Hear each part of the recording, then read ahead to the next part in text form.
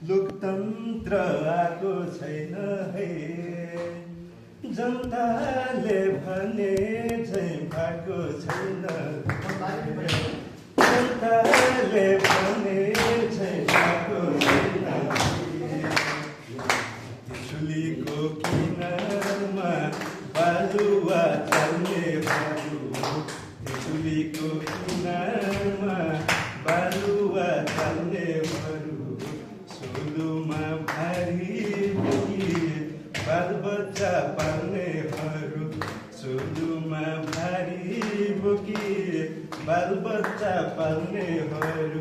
अझै नि नेपालमा लोकतन्त्र आएको छैन है, जनताले भने झैँ आएको छैन है, जनताले भने झैँ आएको छैन है।